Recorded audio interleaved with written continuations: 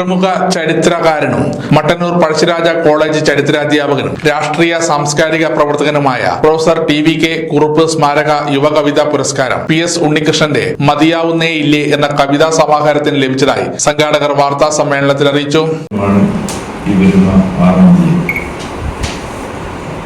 Professor Kurup ആരായിരുന്നു എന്ന് ഞാനിവിടെ പറയേണ്ട കാര്യമില്ല.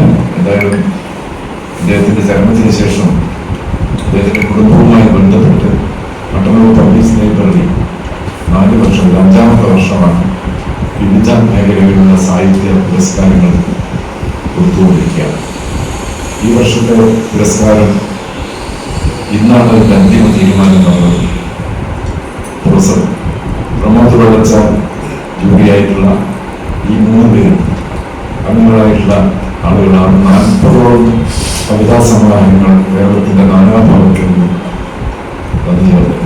ഇതൊക്കെ പരിശോധിച്ച് ഇന്ന് ഉച്ചയോടുകൂടിയാണ് തിരുവനന്തപുരം സ്വദേശിയായ നെടുമങ്ങാട് സ്വദേശിയായ PS ഉണ്ണികൃഷ്ണൻ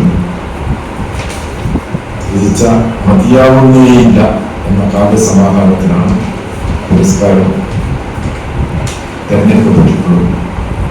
ഈ വരുന്ന 6-ാം തീയതി മരുതായി വെച്ച് നടത്താനാണ് തീരുമാനിച്ചിട്ടുള്ളത്. സ്ഥലം MLA ശ്രീ VK സനോജ് സമ്മതിച്ചിരുന്നു.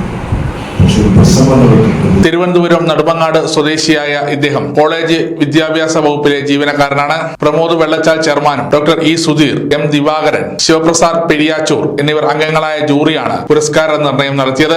15,000 രൂപയും പ്രശസ്തി പത്രവും അടങ്ങുന്ന പുരസ്കാരം ജൂൺ 6-ന് കുറുപ്പ് മാസ്റ്ററുടെ ചരമദിനാചരണത്തിന്റെ ഭാഗമായി മരുതായി നടക്കുന്ന പരിപാടിയിൽ മട്ടന്നൂർ MLA VK സനോജ് കൈമാറുമെന്ന് സംഘാടകരായ doctor E Sudheer, Sivaprasad Periyachur, VN Sathyendranath, M Divakaran എന്നിവർ അറിയിച്ചു. സമഗ്ര ന്യൂസ്, മട്ടന്നൂർ.